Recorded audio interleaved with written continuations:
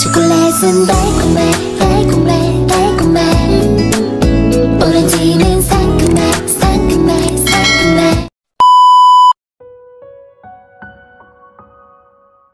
Levi Dobal POV. Gusto kong umiyak at sumigaw at sapakin si Charles nang makita naming apat na gumalaw ang kamay ni boss at unti-unting iminulat ang mga mata niya. Tumawag kami agad ng doktor. Nagsisilapitan sila Sav at iba pang mga doctors at nurses niya para i-check siya. Pinalabas mo na kami saglit. Finally, he's back and I'm lost for words to describe how happy I am right now. Pinakaba rin kami ng sobra. Akala ko magtatagal pa siya matulog dyan sa kama ng hospital na pinakaayaw niya. Nakakabak lamang sabihin pero mahal na mahal ko talaga yan si boss. Kahit nakakagago yan minsan. Walang puso man ang paningin ng lahat sa kanya. They were wrong. Dahil hindi siya magmamahal kung totoo iyan. Maraming bagay na ang nagawa niyang kabutihan. Actually, mafia boss is just a little him. Malaki ang puso niya kahit madalas hindi niya pinapakita. Isa lang naman kasi ang gusto ng mga Greens at iyon ay ang hustisya para kay Bailey. Tapos na nakuha na namin ang matagal na naming gusto. At ang pinakahihintay naming magising siya ay nangyari na rin. Shit, I feel like I'm crying. He's back. Bulong ni Matthew. Alam ko na masayang-masaya rin siya ngayon. Tangina, nakakaiyak. Sabi ni Ruchi. Nakita ko rin na nagpupuna siya ng luha. Even Joey, looking at the top to stop his tears. Well, you can't blame us. We just love boss. At alam kong pare-parehas kaming masaya sa mga oras na ito dahil gising na siya. Ilang beses din ba niya kaming pinakaba? 3 beses din dahil 3 beses siyang nag 50-50. Hindi namin alam ang gagawin kapag nawala siya. Hindi kami kumpleto kapag wala ang isang Jovel na leader namin. But look at him now, alive and ready to kill. Charot. Sige, make a baby na lang. Ang babaklam niyo talaga. Sabay-sabay kaming napalingon kay Charles Matthew. Bakla ka dyan. Tears of joy kasi to, ano ka ba? Ruchi. Charles just shook his head. Akala mo hindi rin siya naiiyak ngayon. Sama-sama kaming apat na naghihintay sa magandang resulta. Shit, hindi na ako makapaghintay na pumasok sa loob ulit para yakapin si boss. Nakakamiss din pala ang pamatay niyang tingin, pati mga utos na nakakamatay din. Handa akong magpa-praktisan, handa akong maging panchimbag niya basta ang mahalaga gising na siya. Pero syempre joke lang yun. Hindi niya naman siguro gugustuhin dagdagan pa ang mga bangas na natamo ko nang pasukin namin ang lungga ni Del Salvador. Oo, sa maniwala kayo at sa hindi, parang mga tangke sa Mobile Legends at full builds pa ang mga nakaharap namin doon. Akalain mong 5 bala pa ang dapat bumaon sa katawan nila bago sila mamatay? Maitinurok pala kung ano kaya sila ganon. Part ng investigation ni Del Salvador at ang kanyang mga chemist. Pero kahit lumaklak sila ng isang drama ng gamot, hindi nila kami matatalo. Masusuntok lang sa iba't ibang parte ng katawan pero lalaban pa rin. We were trained by Mr. G. Isama pa ang anak niyang si Boss na isa sa mga taong pinakamalakas na nakilala ko. Kaya hindi kami basta-bastang matutumba. Tsaka kasama namin ang isa pang mafia boss na si Zam Kensley. Nakakahanga rin ang galing niya sa pakipagpatayan. Walang dudang naging boss din siya. Pero syempre, may mga ibang tauhan na nalagas din. Hindi naman maiwasan iyon dahil magagaling din ang tauhan ni Del Salvador. Sav went outside kasama ng mga doktor at nurses. Nagsilapitan naman kami sa kanya. She's smiling widely at naiiyak din ito dahil siguro sa saya. She hugged Jill, of course. He's already fine. Nagsitawanan kaming lahat, parang tanga sa labas ng kwarto ni boss. Group hug, sigaw ko. Lalapit na sana ako sa lovebirds pero ang gurang nagsalita. Hug yourself, fuckers. Inarapan ko lang siya. Kung nandito lang sana si Charlie's, yayakapin ko rin siya. Naghihintay na siya sa loob. Nagsitinginan lang kaming apat. Huwag ka mag-alala, Doc. Kami na ang bahala dito. Si Charles Matthew. Tininan kami isa-isa ni Sav nang naguguluhan.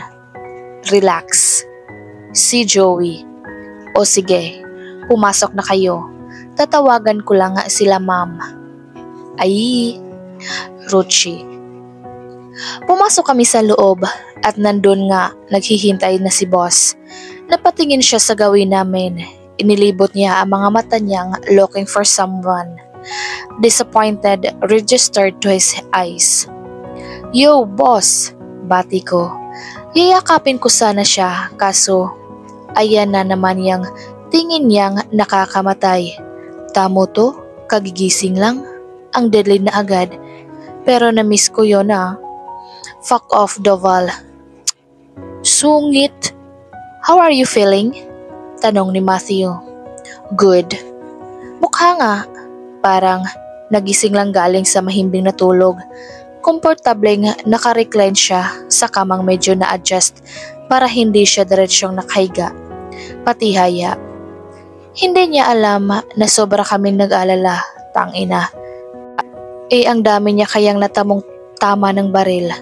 Mabuti nga at sabi naman ni Sav ay walang kritikal na tama sa mga internal organs niya. Nahihirapan lang siya dahil muntik na siyang maubusan ng dugo. Muntik na talagang mamatay si boss sa totoo lang. Shit. Buti talaga at nabuhay siya. Tagal mong nagising, boss. Sa susunod, huwag mo kaming pakabahin ng ganon. Ruchi na halatang sumisip-sip na naman. Sinabi ko bang kabahan kayo? Ganda talaga sumagot ni boss. Boss naman, totoo kaya yun? Where's Venice? Seryoso ng tanong. Natigilan kaming lahat. Wala ni isa sa amin ang nagsalita. Yumuko ako. Shit. Kinakabahan ako pero kailangan naming sabihin sa kanya. Alam ko naman kanina niya pa gustong makita si Italia, pero anong magagawa namin? What? Are you just gonna stare at that damn floor? Boss, kasi alam mo na, maraming nangyari sa loob ng 3 taon. Joey said, Trinay explain. Sabay-sabay kaming napatingin sa ekspresyon ni boss at gulat ito. Hindi niya siguro inaasahan na 3 taon siyang walang malay. What are you trying to say? Can you just fucking tell me where is she? Naibulong na lang niya ang huling linya. Kung titignan mo siyang mabuti, maraming bagay ang bumabagabag sa isip niya. Ngayon, dati hindi ko mabasa ang isip ni boss pero ngayon, I think he's hurt. Natatakot din ito sa kung anuman ang maririnig niya.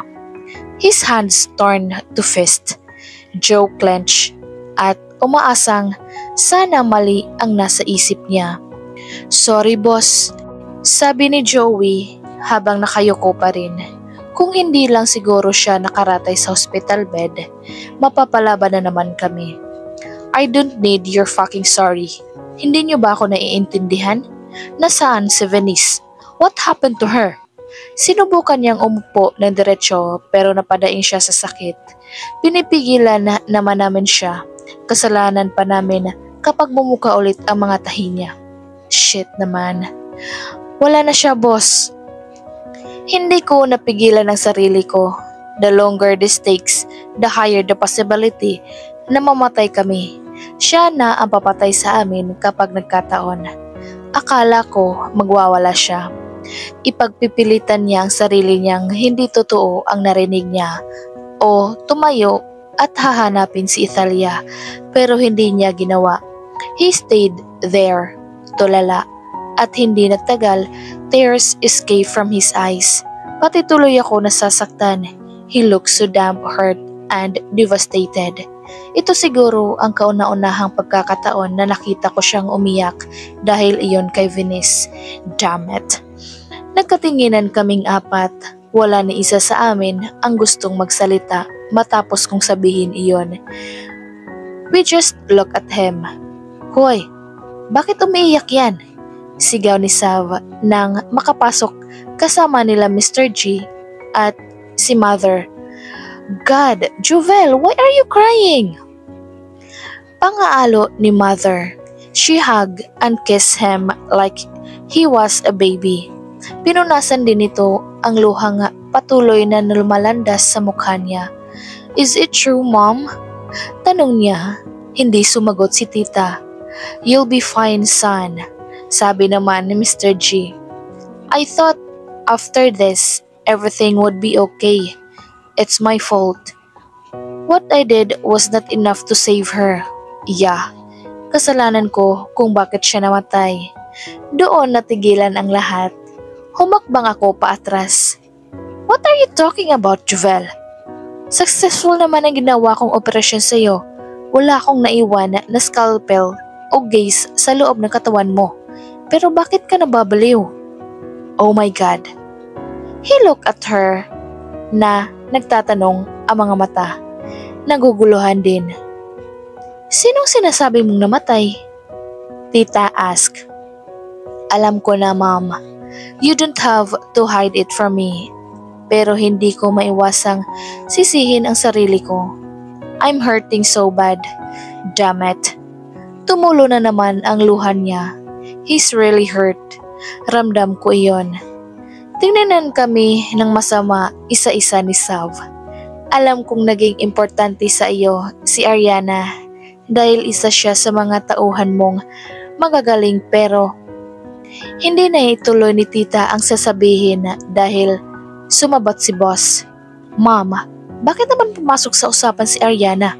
Kahit wala na si Venice, I'll make sure na hindi pa rin siya magsiselos ng dahil sa kanya. Namapikit siya and have a deep sigh. Fuck. Even saying her name hurts me so bad. Humagulgol na ito sa balikat ni Tita na nakaupo sa kamang hinihigaan niya. Naguluhan din si Tita sa inaakto ng anak niya. Baka siguro iniisip na side effect iyon ng ginawang operasyon o mga gamot na itinurok sa kanya. Hindi ko talaga inaasahan na ganito umiyak ang isang mafia boss. Shit. Anong drama yan, Jovel? Seryosong tanong ni Mr. G. Shit. Seryoso? Dad, nababaliw na ata yung anak mo. Buksan mo ko ba ang bungo niya? Sabat ni Sav. So it's true.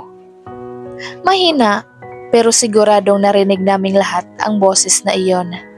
I took another step back, yung malapit sa pinto para sure. Ganon din ang ginawa ni Joey, Ruchi at Matthew. Natigilan sa pag-iyak si Boss. Tumitig siya doon sa bagong dating. Ilang kurap din ang ginawa. Am I hallucinating now? Wala sa sariling tanong ni Boss. Sampalin mo nga yan, Italia, ng magising. Kanina pa kasi siya umiiyak kung ano-ano pinagsasabi. Sabi ni Sav. I thought you're dead. Kami ang dead ngayon. See? Sav again habang nakataas ang kilay. Sino naman nagsabi sa yun yan? Tanong ni Italia. Lumapit siya kay Boss at hinawakan ang mukha. She wiped his tears off. Kinuha nito ang kamay ni Boss at dinala sa mukha niya. Feel that? I'm real. And not just hallucination. I'm alive at not dead. She gave him a warm smile and kissed his palm. Paparating na ang langgam. Takbo!